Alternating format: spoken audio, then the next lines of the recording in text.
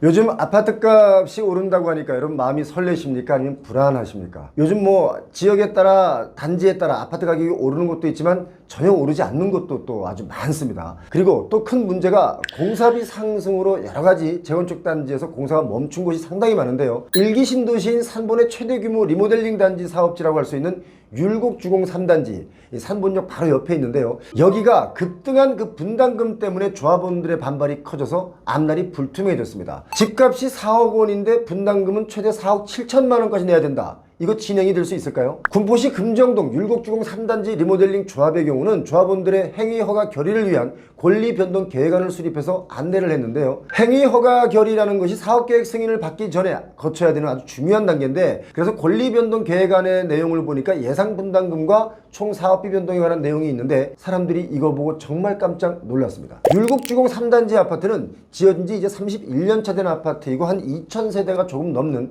지하철 4호선 3번역과 딱 붙어있는, 교통으로 따지면 입지 좋고 또 인근에 초등학교, 중학교, 고등학교 다 있는 아파트죠. 그래서 참 좋은 아파트에 속합니다. 3번에 있는 아파트들이 여기가 일기 신도시다 보니까 대다수가 지어진 지 30년이 넘었죠. 자, 그래서 새 아파트에 대한 기대가 많은 동네입니다. 그렇게 기대를 갖고 시작한 리모델링 사업이 지금 조합원들을 멘붕에 빠뜨렸습니다. 조합이 제시한 조합원 평균 분담금을 보니까 이건 뭐 정말 받아들이기가 정말 어려운 가격입니다. 왜냐? 이 아파트 전용 51제곱미터 22평 아파트 가격이 한 3억 5천 선인데요. 분담금이 4억 5백만 원입니다. 전용 58제곱미터의 경우는 분담금이 4억 3천만 원이고, 그리고 전용 59제곱미터가 분담금은 4억 7천만 원입니다. 이 정도 분담금을 내야지 새 아파트를 만들 수가 있는데 여기 전용 59제곱미터의 평균 거래가가 4억입니다. 집값보다 분담금이 훨씬 비싸죠. 리모델링이든 재건축이든 이젠 정말 힘들어진 겁니다. 물론 지금은 사업 진행 여부를 묻는 단계이기 때문에 본격적으로 감정한 것이 아니라 약식으로 해서 분담금을 대략적으로 안내한 것이다 라고 조합은 밝히고 있지만, 사실 이렇게 계산하면 분담금은 이게 더 올라갈 확률이 매우 높습니다. 제가 어제 영상에서도 설명을 드렸듯이 입주하고도 분담금 해결이 안 돼서 시공사가 아파트 단지를 경매에 넘기는 그런 단지들도 많이 있기 때문에 처음에 이 분담금은 지금 시작일 뿐이다 라고 저는 보고 있는 겁니다. 지금 당장 계산해봐도 3억대 아파트에 4억 원 이상을 분담해서 투자를 하면 이게 값어치가 있느냐, 이걸 집주인들은 고민하고 있겠죠. 물론 4억 원이 넘는 돈을 투자하는 것도 돈이 없는 것도 사실입니다. 그 정도 돈을 누가 어떻게 갑자기 마련할 수 있겠습니까? 자, 리모델링이니까 아파트 평수 몇 평 더 넓어질 수 있겠죠. 그렇다고 해도 분담금이 너무 비싸니까 망설이고 있고 포기하려는 분들이 더 많은 겁니다. 원래 작년에 생각한 리모델링 사업비의 총 예산이 5,536억 원이었다고 하는데 이걸 올해 다시 산정해 보니까 깜짝 놀랐습니다. 1조 1,194억 원이 되면서 뭡니까? 한 102% 정도 늘어났으니까 조합 입장에서는 이거 정말 답답하기만 한 거죠. 여기 율곡마을 주공 3단지는 지난 21년 3년 전에 시공사를 DLENC로 선정을 했고, 계약 당시 3.3제곱미터당 공사비를 510만 8천 원으로 산정을 했다고 하는데요. 3년이 지난 지금 3.3제곱미터당 750만 원으로 인상을 협의하고 있다고 합니다. 자, 문제는 지금 3.3제곱미터당 750만 원이겠지만 이게 짓다 보면 850만 원, 900만 원 이렇게 올라가지 말라는 법이 없습니다. 지금 그런 시장입니다. 이게 정말 걱정인 거죠. 이 아파트의 리모델링 사업이 제대로 진행될지 이거 정말 미지수입니다. 요즘 뉴스를 보면 일기 신도시들의 아파트 값이 들썩인다, 호가가 올라간다, 이런 뉴스를 많이 접할 수 있는데요. 특히 분당이 가장 많이 호가가 오르고 있다, 이런 뉴스를 많이 보셨죠. 선도지구 선정이 된다고 해서 아파트 값이 폭등할 수 없다 라고 제가 여러 번 말씀을 드렸었는데, 그 이유가 분담금이 얼마일지 가늠할 수 없기 때문이다 라고 제가 여러 번 말씀드렸습니다. 그래서 선도지구 선정 전에 해당 지역의 아파트 값이 너무 고가로 막 뛰어오르는 것은 정말 우려스러운 일이다 라고 저는 봅니다. 일기 신도시만 그런 게 아닙니다. 서울 한강변 쪽에 보면 강북쪽으로 옥수동, 응봉동, 성동구 쪽 아파트들도 리모델링 추진 단지들이 많이 있는데요. 조합이 리모델링 단지들의 활동을 거의 하고 있지 않고 있습니다. 뭐 서울시에서 여러 가지 규제를 완화해 주면서 리모델링에서 재건축으로 방향을 트는 단지들도 있지만, 이 역시 뭡니까? 분담금이 염려되기 때문에 이걸 참 진행을 해야 되냐 말아야 되냐 여러 가지 의견이 엇갈리고 있습니다. 그래서 또 오래 걸립니다. 여기뿐만 이런 것은 아니죠. 수도권에 이런 것도 많이 있습니다. 좀 전에 설명드렸던 산본시 말고도 바로 위에 안양시도 그렇습니다. 평촌 트리지아 아파트, 여기가 올해 8월 입주 예정인데요. 입주 예정자들이 이제 8월 입주다 보니까 일정에 맞춰서 이사 준비를 다 했는데 한 달 앞두고 지연이 발생했습니다. 조합장을 비롯한 임원진들이 전부 해임됐습니다. 그 이유는 뭡니까? 역시 추가 분담금입니다. 분담금도 힘든데 추가 분담금을 또 내야 되기 때문에 입주를 할 때도 어렵게 그야말로 우여곡절을 겪어가면서 입주를 하게 됩니다. 평촌 트리지아 아파트는 2,417가구 규모의 비교적 큰 규모의 아파트인데 여기가 왜 이런 일이 벌어졌냐? 바로 이 부분입니다. 재건축이나 재개발 사업에서 발생하는 그 이윤과 종전자산의 자산가치 비율을 뜻하는 그 비례율이라는 게 있습니다. 그 비례율이 152%에서 94%로 뚝 떨어지면서 추가 분담금이 생겨나게 된 겁니다. 비례율이라는 게 뭐냐면 재개발이든 재건축이든 사업이 끝나고 나면 총수입, 그러니까 분양가를 다 합치면 총수입이 되겠죠.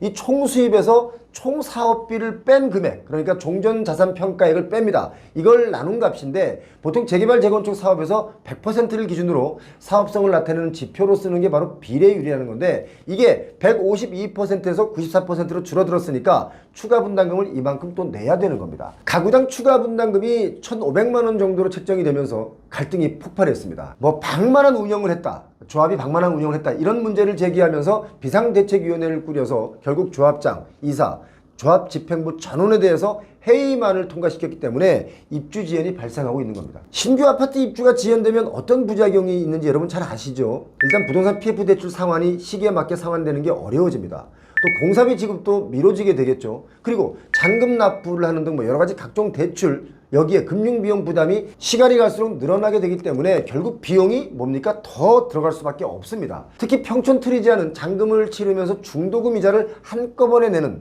중도금 이자 후불제 적용 아파트이기 때문에 입주가 늦어지면 늦어질수록 대출 이자는 증가할 수밖에 없다 이거죠. 그래서 웬만하면 빨리 해결하는 것이 맞습니다. 이런 일들이 여기저기서 하도 많이 터지다 보니까 이제는 이슈거리도 안 될 정도라고 느끼시죠. 중요한 게 뭐냐면 이런 식으로 저런 식으로 뭔가 가격이 계속 부동산 가격이 이렇게 부풀려서 올라가고 있다는 거, 이래서 문제가 발생하고 있다는 게 참 염려스러운 일입니다. 또다시 요즘에 영끌을 해서라도 지금이 가장 싸다 이런 심정으로 달려드는 분들이 꽤 있습니다. 이런 심리에다가 대출 이자도 낮아졌고 또 대출도 9월 이전까지는 더 쉽게 많이 받을 수 있기 때문에 6월, 7월, 8월 그러니까 9월 전까지는 아마도 아파트 거래가 폭증할 것이다 라고 저는 봅니다. 왜 9월 이전이냐면 가계대출이 늘어나면서 이게 좀 위험해지니까 DSR에다가 스트레스를 주자 해서 대출금리를 조인 그 스트레스 DSR 2단계 실시를 2달 갑자기 늦춰줬지 않습니까? 그래서 많은 사람들이 막차를 타는 심정으로 사람들은 달려가고 있다.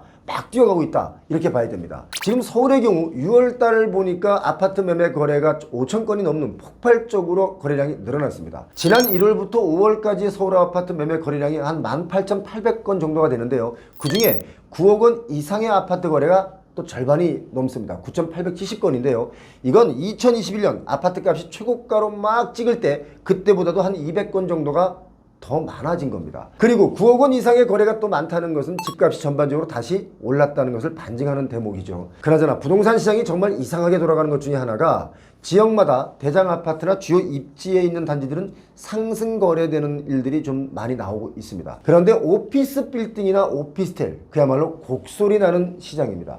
오피스 빌딩의 공실률도 계속 오르고 있죠. 상업용 부동산, 수익형 부동산의 경우는 지금 매수를 꺼리고 있다는 것인데 이게 뭘 의미하냐면 아파트에 올인하느라고 아파트 값만 과열되고 나머지는 점점 더 그 가격에 거품이 빠져가고 있다 이렇게 보셔도 됩니다. 정상적인 시장은 아니다.